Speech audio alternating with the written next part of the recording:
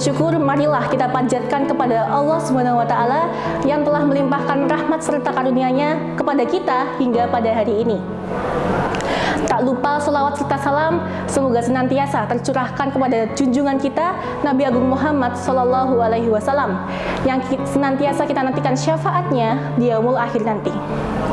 Sebelumnya, perkenalkan nama saya Alisa Yuda Paramita dari SMP Muhammadiyah 3 Yogyakarta. Dalam kesempatan kali ini, saya akan menyampaikan kultum mengenai alam dan juga kaitannya dengan bulan Ramadan. Para hadirin yang dirahmati oleh Allah, umat manusia telah diutus oleh Allah Subhanahu wa Ta'ala sebagai wakilnya untuk memimpin bumi. Di dalam Al-Quran telah banyak disebutkan perihal manusia sebagai khalifah Allah yang diberi tanggung jawab oleh Allah Subhanahu wa Ta'ala atas kelestarian alam. Hal ini dijelaskan dalam Quran surat Al-Baqarah ayat 30. Para hadirin yang dirahmati oleh Allah, tidak hanya diwajibkan untuk beribadah, namun Allah Subhanahu wa Ta'ala telah memberikan fasilitas yang bisa manusia panen hasilnya di bumi sebagai bekal hidup. Namun, karena memang sudah tabiatnya, maka keserakahan manusia akan harta dan benda telah membuatnya lalai akan tugas untuk melestarikan alam.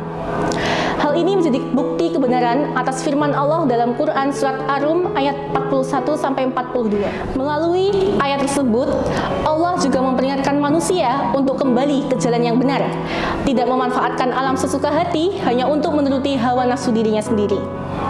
Para hadirin yang dirahmati oleh Allah, berbagai bencana baik yang terjadi di darat maupun di lautan terjadi karena akibat dari perbuatan orang-orang yang berdosa.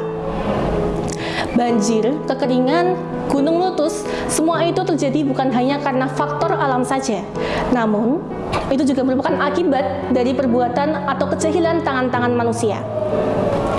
Rasulullah Shallallahu Alaihi Wasallam pernah bersabda, ketika orang yang sering berbuat dosa itu mati, maka hamba-hamba Allah Subhanahu Wa Taala seperti manusia, bumi, pohon dan hewan-hewan merasa lega. Hadis riwayat Bukhari dan Muslim.